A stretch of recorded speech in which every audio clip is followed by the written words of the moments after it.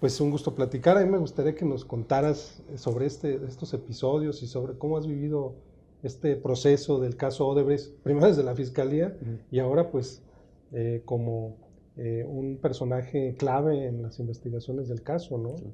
No, pues muchas gracias, Raúl. La verdad es que igual muy contento de estar aquí contigo, discutir, platicar sobre nuestros libros, porque al final del día creo que podemos empezar esta plática atendiendo a tu planteamiento con aquella conversación que tuviste con el juez Moro respecto a qué se necesitaba para poder avanzar en el combate al caso Odebrecht en México. Ujú. Y bueno, la respuesta que tienes en tu libro de Gigante de Lodo sobre el juez Moro creo que es muy sintomática. Se necesitan pues, servidores públicos que estén comprometidos, pero evidentemente una academia que no sea complaciente, medios de comunicación que sean críticos, pero sobre todo la posición de que se tenga una voluntad política de cambiar las cosas. Ujú. ¿Qué vivimos con Odebrecht? Tú lo has visto desde el ámbito de la investigación, del periodismo de investigación, desde el ámbito pues, de haber podido escribir esto, una enorme frustración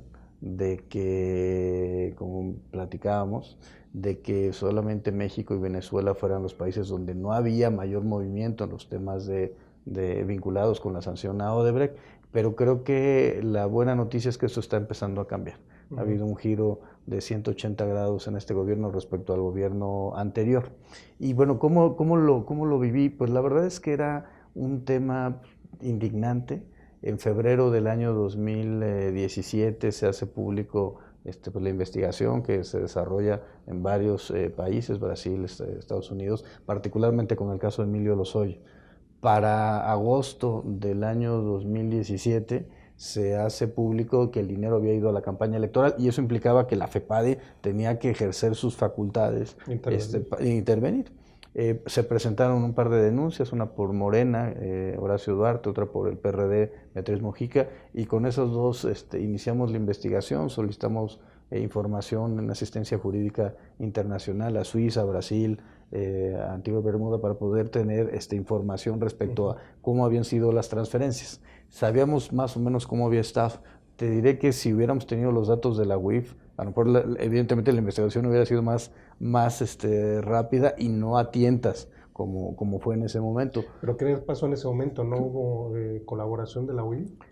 No, ninguna. Ustedes solicitaron ayuda de la UIF Nosotros y siempre no. solicitamos, en el caso de César Duarte, en el caso de Javier Duarte, en el caso de los tweets del Partido Verde Ecologista, se solicitaba información a la UIF y la UIF nunca respondió para efecto de apoyar en investigaciones que tenían que ver con gente que estaba relacionada con el sistema. Ujú. Y bueno, pues lo que llevamos es que en octubre renuncia Raúl Cervantes y yo le sobrevivo 4 días a Ujú. Raúl Cervantes en la Procuraduría General de la República. Soy removido para efecto de que se bloquee esa investigación que al final le pegaba en el centro a la legitimidad del gobierno de Peña Nieto porque se comprobaba, se llegaba a la convicción de que habían existido recursos de procedencia ilícita en su campaña, había actos de corrupción. Porque además, pues este era un modus operandi que Odebrecht había replicado prácticamente en toda Latinoamérica. Llegaba en épocas electorales, financiaba candidatos, pero además lo peculiar era que no financiaba candidatos de un solo partido, como ocurrió en México, sino que financiaba a los de varios, quienes iban más o menos ahí compitiendo, les aportaba dinero y a la vuelta de los días, cuando ganaban las elecciones, pues les cobraba el favor o digamos el financiamiento con contratos de obra pública muy generosos, ¿no? ¿Tú crees que la bonanza que vivió Odebrecht en nuestro país en el periodo de Enrique Peña Nieto tenga que ver con esto? Con que la corrupción, como mencionas además en tu libro, la corrupción nace desde las campañas electorales Mm. y se manifiesta pues en contratos una vez que toman el poder. ¿Tú crees que eso explicaría por qué tantos privilegios a Odebrecht en el sexenio de Peña Sí, Nieto? yo creo que sí, pero también como tú mencionas en el tuyo, hay un tema importante, dicho incluso por el propio Marcelo Odebrecht. Había operadores locales y Ujú. entonces, digamos, no es que Odebrecht haya traído la corrupción al país, sino que había elementos en el país corruptos que generaron las condiciones para que el gobierno o personajes del gobierno como Lozoya se beneficiaran, para que se perjudicara a compañías con las que Pemex había estado trabajando de manera cotidiana y se generaran casos de corrupción como los que recientemente ya se han hecho de naturaleza pública, como es el asunto de la planta de agronitrogenerados, entre otras traslados de recursos en realidad muy generados al margen de la ley. Entonces yo creo que había, por supuesto que Odebrecht crece en México de la mano de la corrupción, de la mano de un régimen corrupto. El gobierno de Peña Nieto en general fue un régimen que no hizo nada para combatir la corrupción de manera eficaz, en razón de que lo vivían como algo cultural. Es decir, para esta hegemonía política, la corrupción era un mecanismo de vida y por tanto no solamente es la corrupción en Odebrecht, era corrupción con cualquier tipo de empresas cuando se acercaban al sector gubernamental a nivel federal, estatal, municipal. Yo creo que vivimos un proceso, perdón la expresión, de democratización, decía creo que Luis Carlos Ugalde, ¿no? De la corrupción, porque se cundió a todos los espacios, a nivel horizontal, a nivel vertical, y terminó lesionando la estructura básica de la sociedad y generando un enorme enojo social que culminó con el 1 de julio con los resultados electorales que vimos, ¿no? Claro, yo creo que la elección de 2018, los resultados tienen que ver con este hartazgo de la sociedad hacia un gobierno corrupto, ¿no? Mencionas un asunto que a mí me parece clave y que se ha tocado poco, o que apenas se está explorando por parte de las nuevas autoridades, que tiene que ver con esta alianza cotidiana y frecuente que realizaba Odebrecht en cada uno de los países a los que llegaba. No llegaba solo, regularmente se asociaba con empresas, con entidades ya establecidas, ya afincadas, ya con cierto prestigio, y las hacía partícipes de los actos de corrupción. Incluso yo platicando con gente que conoce de este tema, que colaboró en Odebrecht, mencionaba que había una especie como de sobornos compartidos, ¿sí? Decía, algunos pagos se metían a las contabilidades de las empresas asociadas, de manera que no quedara solamente como un asunto de Odebrecht. En ese sentido, ¿tú crees que vale la pena empezar a asomarse? ¿Qué ocurrió con los socios de Odebrecht? Que no fueron uno, fueron varios y con beneficios múltiples en No, distintos yo negocios. creo que sin duda, o sea, yo creo que hay que seguir investigando hasta donde tope, porque lo que hemos encontrado es que efectivamente había pues, empresas locales que se veían beneficiadas, ¿no? Digo, el caso de Altos Hornos de México, que es lo más reciente, es un asunto en donde termina vendiendo una planta chatarra a Pemex a un sobresueldo, casualmente esta misma empresa hace un depósito a una filial de Odebrecht que a su vez le hace un depósito, esto ya lo pudimos ver hasta la unidad de inteligencia financiera, va haciendo depósitos a otras cuentas y terminan en la adquisición de un bien inmueble para Emilio Lozoya en Las Lomas. Entonces, realmente lo que necesitamos es ir viendo hasta dónde llegó la magnitud de la corrupción para efecto de ir eliminando estos lastres.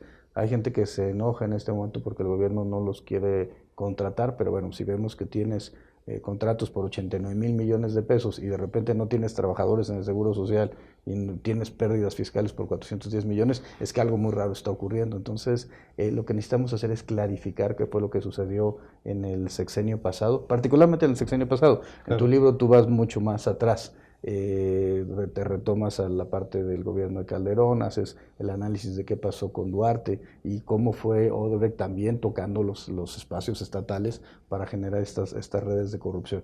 Yo creo que lo que necesitamos es ir desmantelando las redes de corrupción y ese va a ser un proceso gradual, no automático, pero nos tiene que llevar a estos socios de los que hablas tú en tu libro, ¿no? ¿Qué pasó con Grupo R? ¿Qué pasó con ICA? ¿Qué pasó? Digamos, todas las empresas que estuvieron relacionadas con la contratación de Odebrecht para simple y sencillamente deslindar, ¿no? Responsabilidades. Hay una película, bueno, una serie de televisión brasileña que se llama El Mecanismo, supongo que la habrás Sí. visto, que trata el caso Lavallato, del que se derivó Odebrecht. Y ahí lo que plantean es que el asunto de la corrupción es un mecanismo tan complejo y tan bien aceitado que por más que se mueva una pieza, pues aquello camina, ¿no? Se mueve. En este sentido, el hecho de que llegue un nuevo gobierno eh, cuya principal bandera es el combate a la corrupción, eh, no tienen miedo de que este mecanismo que camina tan a la perfección, pues termine involucrándolos. ¿Qué hacer para romper con esta inercia, con este mecanismo tan bien manejado y pues, tan bien operando? Yo creo que la prueba de fuego para nosotros como gobierno, ya hablo en términos plurales, va a ser precisamente sancionar cada cosas donde personas de Morena estén participando en temas vinculados con corrupción. Eso les daría mucha legitimidad y les daría mucha credibilidad social, ¿no crees? Y yo creo que tendría que ser, y es un parteaguas, Claro. porque al final del día sí necesitamos ver qué pasó hacia atrás, sí necesitamos sancionar a los Lozoya y a todas las personas que estuvieron vinculadas con temas relacionados con corrupción. Es importante que se esclarezca qué sucedió con la estafa maestra, con Sedatu, con Sedesol, con la forma de desvío de recursos, de condicionamiento de programas sociales, de compra de votos, o simple y sencillamente de generación de empresas fachada, porque el impacto a la sociedad y al Estado lo tenemos muy claro. Es decir, la corrupción genera desincentivos para la sociedad, genera un tema de defraudación y evasión fiscal para el Estado, pero también al empresariado debe quedarle muy claro que la generación de empresas fachadas es una competencia desleal para ellos, claro, y que lo que se hizo durante estos años fue incentivar la facturación, las empresas fachada, para efecto de obtener recursos desde el Estado. Y eso tenemos que clarificarlo, tenemos que sancionarlo, tenemos que visibilizarlo. Hay quien no le gusta que se hagan públicas las cosas, pero bueno, si nos vamos a tomar la democracia en serio, es el ejercicio del poder público en público. Y creo que necesitamos dejar mensajes muy claros de cuándo que hay cosas intolerables que no se pueden cubrir ni ocultar bajo algún tipo de mecanismo legal. Pero por supuesto, el ámbito de la actuación del actual gobierno pues tiene que ser sometido al mismo escrutinio, y si hay alguien que haya generado un acto de corrupción, pues tiene que ser sancionado. Oye, Santiago, perdón, enfocándonos en concreto al libro, si nos pudieras platicar qué encontraría el lector en su lectura. A mí me encantó, fluye de manera muy sabrosa, ¿no? Lleno de anécdotas, lleno de datos, ¿no? De personajes. ¿Qué va a encontrar el lector? Porque muchos tienen la expectativa de que es Odebrecht, porque te relacionan con este asunto, pero hay mucho más allá de eso. Sí, Si nos pudieras platicar. sí, y ahorita tú nos platicas el Claro, tuyo. con mucho gusto. A ver, yo creo que es primero un agradecimiento a la gente que estuvo conmigo. O sea, fueron hombres y mujeres que se comprometieron a un proyecto, ministerios públicos que salieron a las calles porque creyeron la premisa de que el delito electoral se comete en las inmediaciones de las casillas, y por tanto de nada nos servía estar en las delegaciones de la PGR si no íbamos a donde se estaban cometiendo verdaderamente las conductas. Entonces, un agradecimiento a todas esas personas que estuvieron conmigo durante los casi 3 años que duró la administración. También como una especie de recorrido del presente, ¿no?, que acabamos de vivir. Un poco entender de dónde venimos, nuestro pasado inmediato, para poder entonces plantear un futuro que sea viable, aceptable, ¿no? Es sí reconocer, tener un diagnóstico de qué pasa con el tema de los delitos electorales, lo que tú decías hace un momento, esta vinculación entre delitos electorales y corrupción, pero sobre todo hacia dónde tenemos que encaminar nuestros esfuerzos para que el sistema electoral en estos temas de corrupción sea absolutamente blindado. Y bueno, vienen anécdotas personales, frustraciones. Empieza con Odebrecht, que evidentemente pues, es un tema central, y termina con Andrés Manuel López Obrador. Entonces empiezo cómo fue construyéndose la idea de la fiscalía, como este caso, que fue un caso paradigmático, las grandes victorias, creo yo, que tuvimos, lo de César Duarte, lo de Javier Duarte, las órdenes de aprehensión liberadas contra ellos, y pues, también las grandes derrotas de enfrentamiento contra un sistema que no no toleraba que hubiera personas dentro de las reglas institucionales que quisieran hacer su trabajo. Al final del día, yo soy un convencido de que las instituciones van a durar en la medida en que se legitimen frente a la sociedad. Si las instituciones no le funcionan a la sociedad, vendrá una reforma legal y las dejará atrás, insubsistentes. Y para legitimarse, las instituciones tienen que funcionar para lo que fueron diseñadas. La FEPADE era investigar y perseguir delitos electorales. La UIF es generar inteligencia financiera para perseguir delitos, lavado de dinero y todos los delitos relacionados con lo mismo, con el financiamiento del terrorismo, con las operaciones con recursos de procedencia ilícita. Pero ahí toca evidentemente los temas de corrupción. Y por otro lado, pues el tema de hacer referencia a la necesidad de que haya una voluntad política siempre para que caminen las cosas.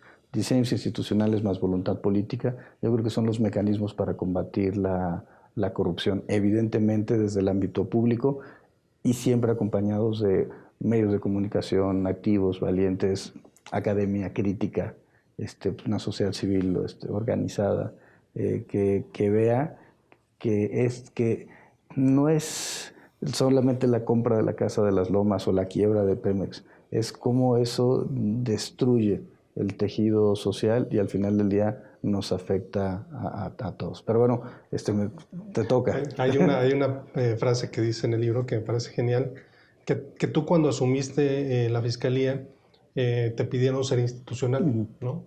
Y en el ámbito político institucional quiere decir ser leal y ser obediente, ¿no? Sí, es una lealtad personal. Una ¿no? lealtad personal con el presidente o con el procurador o con el personaje que es tu superior, ¿no? Y tú dices, bueno, yo fui institucional en el sentido de que servía a la institución, servía a la encomienda que me asignaron. Y eso me parece muy importante subrayarlo porque en la clase política, pues esto está tan arraigado que creen que institucional significa obedecer ciegamente, ¿no? Sí, lealtades perrunas, ¿no? Y Así creo es. que ese no es el objetivo. Bueno, y en el caso del libro, que te decía yo al inicio que tenemos coincidencias tú y yo, en el sentido de que ambos nos motiva una causa que es el combate a la corrupción, la búsqueda de un país más justo. Y además la otra coincidencia que es el tema Odebrecht, que a mí me ha apasionado desde hace pues ya varios años. En el 2016, cuando explotó el caso, diciembre de 2016, yo ya tenía rato rastreando el tema porque yo lo había planteado a mis superiores. Yo trabajo en una organización civil y les había dicho, cuidado porque el caso Odebrecht no tarda en llegar a México. Había explotado en Brasil en 2014 y había venido como un alud en distintos países, hasta que en diciembre de 2016 lo destapa Estados Unidos y dice, se revela pues en Estados Unidos que la trama de corrupción había alcanzado a 12 países, entre ellos México. En ese momento, pues a mí me asustó porque yo dije, pues ya me ganaron la nota, ¿no? Una investigación que yo ya tenía rato haciendo. Yo dije, ya los demás colegas van a tomarla y van a quemar un tema que pues tenía rato rascándole por aquí y por allá, contactando con colegas de Sudamérica. Y mi sorpresa fue que no solamente hubo inacción de la autoridad en este caso, sino que también los medios de comunicación permanecieron en ese letargo solamente informando lo que brotaba de denuncias en Estados Unidos, algunas notas aisladas, pero no había una investigación profunda como yo creí que se iba a dar, como ocurrió en otros países donde periodistas, colegas periodistas son los que realmente estuvieron moviendo el asunto, ¿no? Entonces eso a mí me alentó para seguir profundizando en el tema y fue cuando en la Organización Mexicanos contra la Corrupción e Impunidad empezamos a sacudir el tema y a la fecha tenemos 30 informes sobre el tema, ¿no? 30 reportes. Algunos de ellos están consignados en el libro y otros son totalmente inéditos, pero bueno, a mí lo que me interesa es contarle al lector común cómo fue la trama de corrupción, cuál es el origen, explicarle cuál es el origen que viene desde Lavallato. Y bueno, lo que se va a topar el lector en este caso es con unos detalles muy pormenorizados, con personajes, con situaciones que permiten dimensionar el tamaño de la trama de corrupción en nuestro país, que no es solamente Pemex, como muchos creen, sino que se abarca y extiende a otros estados y a otros niveles de gobierno. Sí, yo creo que es fundamental tu labor, la labor que han desarrollado Mexicanos contra la Corrupción, la labor que ha desarrollado también Quinto Elemento, lo que hoy hace la Fiscalía General de la República, lo que hizo la Secretaría de la Función Pública con la inhabilitación de Lozoya, y bueno, yo estoy contento de haber aportado mi granito de arena en esto. Igualmente, es una coincidencia más.